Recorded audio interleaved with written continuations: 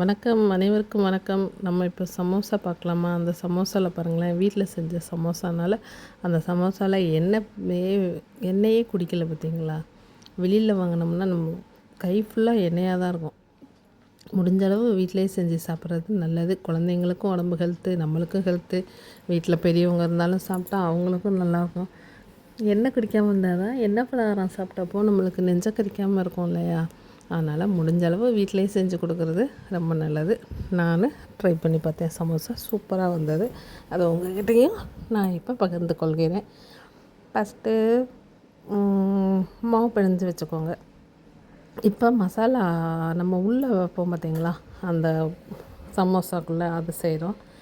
ஒரு வானொலியில் எண்ணெய் ஊற்றி கொஞ்சம் வெங்காயத்தை போட்டு நல்லா வதக்கணும். கொஞ்சோண்டு அதுக்கு தேவையான அளவு உப்பு போட்டு வதக்கணும்னா வெங்காயம் கொஞ்சம் சீக்கிரமாக வதங்கிடும். வெங்காயம் கொஞ்சம் சீக்கிரமாக வதங்கினோன்னே இந்த சைடு உருளைக்கிழங்கு நம்ம வேக வச்சுருக்கோமா, அது நல்லா மசிச்சிடணும். எந்த அளவுக்கு மசிக்க முடியுமோ அந்த அளவுக்கு மசிச்சிடணும். உங்கள் வீட்டில் மசிக்கிறது இருந்தால் அதை வச்சு மசிச்சுக்கோங்க. எங்கள் வீட்டில் இல்லை, அதனால நான் கையில் வச்சு மசிச்சுக்கிட்டேன். இது மசால் பொடி, மல்லித்தூள், மசால் பொடி காட்டுறேன்னா மல்லித்தூள், கரம் மசாலா, அடுத்து மஞ்சள்தூள். இது அந்த உருளைக்கிழங்கு கூட போட்டு இந்த மசாலாலாம் நம்மளுக்கு தேவைப்படும். அதெல்லாம் எடுத்து நம்ம ரெடியாக வச்சிடணும். உருளைக்கிழங்கு நல்லா மசிச்சு வச்சுக்கணும். வெங்காயம் பார்த்திங்களா சூப்பராக வதங்கிடுச்சு. அந்த அளவுக்கு வதங்கணும். அப்போனா தான் நம்ம கடிக்கும் போது நறுக்குன்னு அப்படியெல்லாம் தெரியாமல் இருக்கும். அப்போ தானே குழந்தைங்கள்லாம் சாப்பிடுவாங்க. அதனால் இந்த அளவுக்கு பண்ணிடணும். அப்புறம் அந்த வெங்காயத்தில் நம்ம நல்லா மசிச்சு வச்சுருக்க உருளைக்கிழங்கையும் போட்டு நல்லா கிண்டிட்டு அது கூட நம்ம எடுத்து வச்சுருந்த மசாலா பொடியும் போட்டு நல்லா கிண்டணும். சூப்பராக இருக்கா? ஸ்லோவாக வச்சு பண்ணால் தான் கருகாமே இருக்கும், தீ பிடிக்காமே இருக்கும். உள்ளே வைக்கிற நம்ம மசாலாவும் எண்ணெய் அதிகமாக இல்லாமல் இருக்கணும். அப்போ தான் நல்லாயிருக்கும். அதனால் ஸ்லோவிலே வச்சு நம்ம சிம்லேயே வச்சு எல்லாத்தையும் நல்லா வதக்கிட்டு இந்த மசால் பொடி ஐட்டங்களும் போட்டு நல்லா வதக்கணும். ஹையில் வச்சோம்னா, ஏன்னா தண்ணியே நம்ம தொளிக்கிறது இல்லை பார்த்திங்களா, உடனே அடியில் பிடிச்சிடும். அதனால் சிம்மில் வச்சே செய்யுங்க. சூப்பராக எடுத்து வச்சாச்சா, கொஞ்சம் தாங்க செஞ்சேன். இந்த மாவு இது சமோசாவுக்கு மேலே உள்ள மாவு, மைதா மாவு பிணைஞ்சி வச்சுட்டேன். அதுக்குள்ளே கொஞ்சம் இந்த உருட்டுறது இதுக்கெல்லாம் வீடியோ எடுக்கலை, கொஞ்சம் வேலையாக இருந்தது. அதாவது ஃபோனில் சார்ஜர் இல்லை, அதனால் எடுக்க முடியல. அதுக்கப்புறம் சார்ஜர் ஏற்றிட்டு கொஞ்சம் நேரம் வெயிட் பண்ணிவிட்டு ஒரு மாவு எடுத்து அப்படியே தேய்க்கணும். சப்பாத்தி அப்படியே எல்லா இதையுமே நம்ம சப்பாத்தி தேய்ச்ச மாதிரி தேய்ச்சி வச்சுக்கணும். சின்னதாக தேய்ச்சி வச்சுட்டு ஃபஸ்ட்டு ஒரு சப்பாத்தி லேயர் எடுத்து வைக்கணும். அது மேலே கொஞ்சம் மாவை தூவணும். அது மேலே கொஞ்சம் எண்ணெயை போட்டு நம்ம அப்படியே தேய்ச்சி வச்சுட்டு அடுத்த லேயர் எடுத்து அது மேலே வைக்கணும். அதுக்கு மேலே மாவு போடணும். அப்புறம் கொஞ்சம் எண்ணெயை தடவிட்டு அது மேலே இன்னொரு லேயர் போடணும். இப்படியே ஒரு 5-6 லேயர் நம்ம எத்தனை வருதோ 5-6 லேயர் போதும். அதை வச்சு நம்ம திரும்ப எல்லாத்தையும் சமமாக நம்ம பூரிக்கட்டையால் நல்லா உருட்டி எடுத்துக்கணும். உருட்டி எடுத்துட்டு தோசைக்கல்ல மீடியமாக ஹையில் வைக்காமல் அதுவும் ஸ்லோவில் தான் வைக்கணும். வச்சு லைட்டாக இந்த சைடு அந்த சைடு பருத்தி போட்டு நம்ம எடுத்துடணும். ஃபுல்லாக வேகணும்லாம் அவசியம் கிடையாது. இல்லை எண்ணெயில் வேறு நம்ம போட்டு பொரிப்போம்ல, அதனால் இந்த அளவுக்கு வெந்தால் போதும்.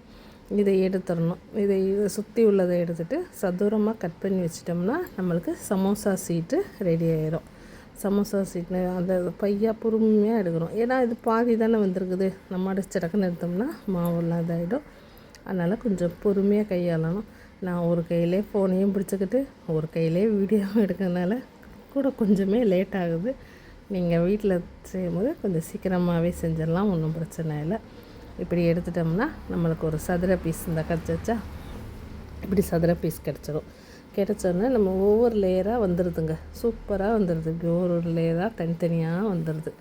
அப்போ நம்ம ஒவ்வொரு லேயராக தனித்தனியாக எடுத்து ஃபஸ்ட்டு வச்சிடணும். வச்சிட்டோம்னா இப்படி குட்டி குட்டி சமோசானா இப்படி ரெண்டாக கட் பண்ணிட்டோம்னா நம்மளுக்கு குட்டி குட்டி சமோசாவாக வரும். நம்மளுக்கு எந்த அளவு சமோசா வேணுமோ அந்த அளவுக்கு நம்ம கட் பண்ணிக்கலாம். கொஞ்சம் பெருசாகவும் பண்ணிக்கலாம், இதோட குட்டியாகவும் பண்ணிக்கலாம், மீடியமாகவும் பண்ணிக்கலாம். நான் ஓரளவு மீடியமாக தான் பண்ணேன். இத்தனை லேயர் கிடச்சிருக்கா, இதுவும் சேர்த்து நம்ம சமோசா சுற்ற வேண்டியதான். அதுக்கு முன்னாடி மைதா மாவை தண்ணி ஊற்றி ஒரு கிண்ணத்தில் கரைச்சி வச்சுக்கணும். இதை ஒரு லேயரை எடுத்து அதை எடுத்து முக்கோணமாக இப்படி நம்ம மடிக்கணும். இப்படி மடிக்கும் போது இந்த சைடு நம்ம மைதா அந்த கரைச்சி வச்சுருக்கோம்ல, அந்த மைதா மாவை அப்படி போட்டோம்னா நல்லா நம்மளுக்கு ஒட்டிக்கிடும். கம் கணக்காக சூப்பராக ஒட்டிக்கிடும். இந்த ஓரத்தில் நல்லா ஒட்டிடணுங்க. இல்லாட்டி எண்ணெயில் போட்டோன்னா மசாலா அந்த ஓரம் வழியாக நம்மளுக்கு வெளியில் வந்துடும். அதனால் ரொம்ப கேர்ஃபுல்லாக ஒட்டணும். ஃபஸ்ட்டு இந்த சைடு ஒட்டுறோமா, இந்த சைடு ஒட்டிட்டு அப்படியே ஆப்போசிட் சைடில் இதை அப்படியே மடிக்கணும். ஆப்போசிட் சைடில் மடிச்சுட்டு இந்த இடத்துலையும் இந்த விரல் இருக்குது பார்த்திங்களா, அந்த இடத்துலையும் நம்ம அந்த மைதா எடுத்து நல்லா பேஸ்ட் கணக்காக வச்சு நம்ம ஒட்டி வச்சிட்டோம்னா கம் கணக்காக ஒட்டிக்கிடும். ஒட்டினோன்னா பார்த்தா நம்மளுக்கு ஒரு சமோசா ரெடி ஆயிடுச்சு. சமோசா சீட்லேருந்து சமோசா நம்ம இப்போ பண்ணியாச்சு. இந்த பார்த்திங்களா உள்ளே வருதா, அழகாக வருதா. அந்த இதுக்குள்ளே நம்ம மசாலா செஞ்சு வச்சுருக்கோம் பாருங்கள். பட்டாணி கூட போட்டுக்கலாம், உருளைக்கிழங்கு பட்டாணி. அப்போ பட்டாணி வாங்கலை அதனால் உருளைக்கிழங்கு மட்டும்தான் வச்சேன். உருளைக்கிழங்கு வெங்காயம் மட்டும்தான் வச்சேன். வேணால் பட்டாணி போட்டுக்கலாம், கேரட் போட்டுக்கலாம், அதெல்லாம் போட்டுக்கலாம். சும்மா சூப்பராக இருக்கும். இப்படி வச்சுட்டு இங்கினக்குள்ளேயும் நம்ம மைதாவை தடவி இப்படி ஒட்டிட்டோம்னா சமோசா ரெடி. சூப்பராக்கா. இப்படியே எல்லா பீஸும் நம்ம செஞ்சிடணும். நான் ஒரு கையிலே மொபைலையும் வச்சுட்டு ஒரு கையிலே செஞ்சுக்கிட்டு இருக்கிறேன். அதனால் கொஞ்சம் ஸ்லோவாகவே பண்ணுறேன். நீங்கள் சூப்பராக பண்ணிடலாம். ஓகேவா? நானும் அதுக்கடுத்து ஃபோனை கொஞ்சம் நேரம் கட் பண்ணிவிட்டு நிறையா சீட்டில் நிறையா சமோசா செஞ்சு வச்சுட்டேன்.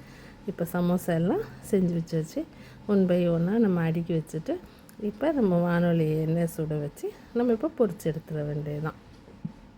வானொலியில் நம்மனா வீட்டிலனா நல்லா சுத்தமான எண்ணெயாக ஊற்றுவோம்.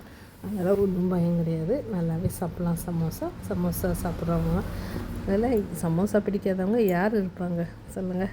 லைக் பண்ணுங்கள், கமெண்ட் பண்ணுங்கள், நிறைய சப்ஸ்கிரைப் பண்ணுங்கள். இப்படி பொறுமையாக உள்ள விடணும். நல்லா ஓரங்கள்லாம் நல்லா ஒட்டிடணுங்க. ஒட்டிட்டு பொறுமையாக உள்ளே விட்டணும். உள்ளே விட்டால் அதுவாகவே எலும்பி மேலே வந்து பார்த்திங்களா, அந்த அளவுக்கு ஹீட் இருந்தால் போதும். அதுவாகவே எலும்பி அப்படி மேலே வந்துடும். மேலே வந்தோடனே நம்ம நீட்டாங்கட்டும் பரட்டி போட்டு சிம்லேயே வச்சா தான் உள்ளே இருக்க மாவெல்லாம் நம்மளுக்கு வந்து வேகும். ஏன்னா நம்ம இப்படி ஒரு மடிப்பு அப்படியே ஆப்போசிட்டில் ஒரு மடிப்பு மடிச்சிருக்கோம்ல, அந்த மாவு எல்லாமே வேகணும்ல. வெந்து கொஞ்சம் கோல்டன் கலரில் இது வந்தோடனே நம்ம எடுத்துடணும். இப்போ எடுக்கும்போது பாருங்கள், எண்ணெயே குடிக்கலைங்க. நம்ம கையில் தொட்டால் கூட ஒத்த சொட்டு எண்ணெய் கூட குடிக்கலைங்க. அவ்வளோ சூப்பராக இருந்தது சாப்பிட. பார்த்திங்களா? உங்களுக்கே தெரியுதா? சமோசா மேலே எண்ணெயே இல்லை. எண்ணெயே இல்லாமல் சுட சுட சமோசா செஞ்சு கொடுங்க. உங்கள் வீட்டில் இருக்கிறவங்களும் விரும்பி சாப்பிடுவாங்க. நல்லாயிருக்கும், லைக் பண்ணுவாங்க. பெரிய ஆளாக இருந்தாலும் சரி, குழந்தையாக இருந்தாலும் சரி விரும்பி சாப்பிடுவாங்க.